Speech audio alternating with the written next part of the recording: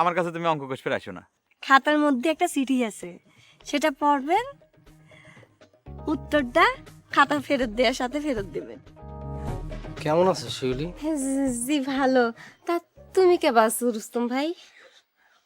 আছি কোনো রকম, নানা রকম সমস্যা, গ্যাস্ট্রিক আলসার লাগে আছে, চিন্তা ভাবনা করি তো।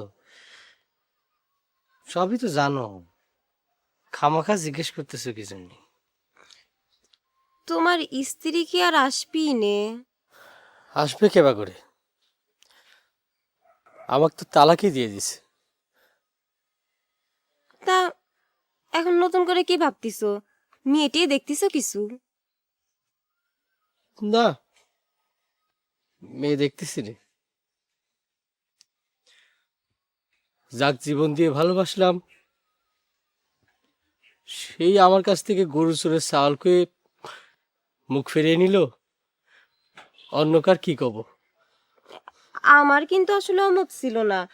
আমি তো যাইনি শুনি তোমারে ভালোবাসছিলাম। এখন আব্বা রাজি না হলে আমি কি করব কও? না, আমি তোমাকে কোনো দোষ দেইনি, সবই আমার বদনসিব। তুমি স্বামী সন্তান নিয়ে সুখে থাকো, এটা আমি চাই। ভাবতেছি চাকরিটা ছাড়িয়ে দেব। কি হবে চাকরি করে? বউ নেই, চাল নেই, টাকা পয়সা খাবি কিটা?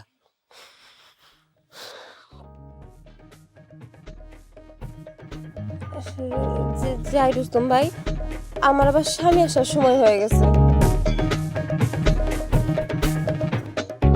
বই খাতা নিয়ে কোনে যাচ্ছ মালা? আপনার কাছে যাচ্ছিলাম। আমি তো তোমার অঙ্ক কষে দিতে পারবো না মালা। মানুষ এ নিয়ে আমার সাথে মেলা হিংসা করা শুরু করে দিছে। আরে ওই কথা কওয়ার জন্য তো আপনার কাছে যাচ্ছিলাম।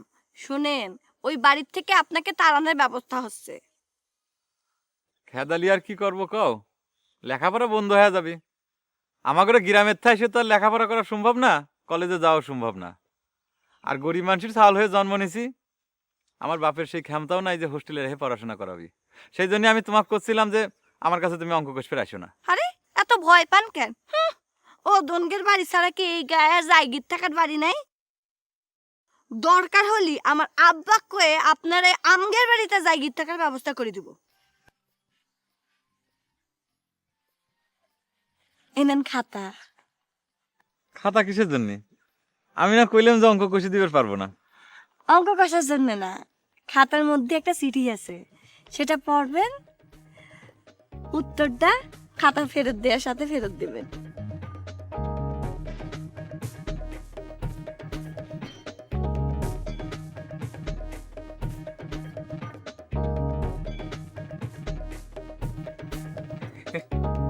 কি হলো কালাম ভাই, হাতে হাতে খাড়ে থাকলেন যে?